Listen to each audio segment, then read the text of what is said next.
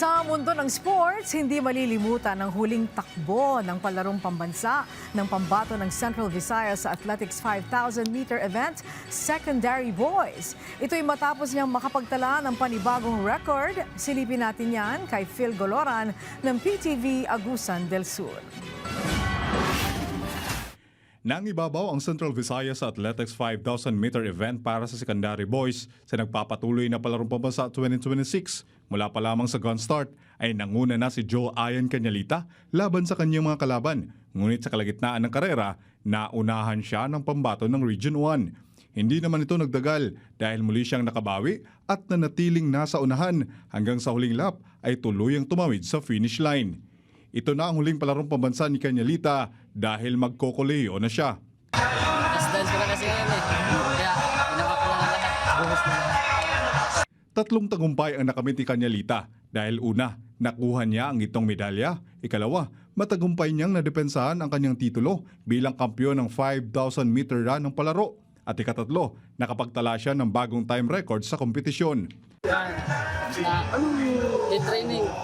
2 times a day kami magta-training sa amin sa Valencia. Talaga. Masaya kasi nakuha ko yung nananipinsan ko yung 5K. At ang nabasag niya, ang sarili rin niyang record na kanyang naitala noong nakarang taon sa palarong babansa sa Ilocos Norte. Mas mabilis ng higit ng 1 segundo ang kanyang oras ngayon na 15 minutes and 15.22 seconds kumpara sa kanyang itinakdang record noong nakarang taon na 15 minutes and 16.31 seconds. Inaalay niya ang matamis na tagumpay sa kanyang lolo at lola na nag-alaga at sumuporta sa kanya. Gayon din ang kanyang mga coach na nagbabay sa kanya tungo sa tagumpay. Yung lula-lula at saka sila coach, yung teammates.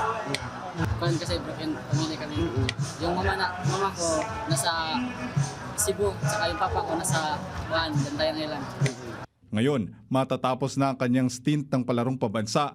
Pangarap niya makapasok sa Philippine team at katawanin ang Pilipinas sa international stage. Samantala, formal din na sinimulan ang weightlifting bilang regular sports competition sa palarong pambansa. Pinangunahan ang opening ceremony nito ni weightlifting tournament director at kauna-unahang Philippine Olympic gold medalist nga si Heidelin Diaz kasama ang Philippine Sports Commission at ang palarong pambansa secretariat. Weightlifting, that's why it's so special because weightlifting is a regular sports already sa palarong pambansa. So meaning, counted na ang weightlifting, ang medal ng weightlifting sa palarong pambansa. Batay sa datos na ibinigay ng technical officials, may 16 na rehiyon na kalahok mula sa elementary at secondary levels sa iba't ibang kategorya ng weightlifting competition. Phil Goloran ng PTV Agusan del Sur para sa Pambansang TV sa Bagong Pilipinas.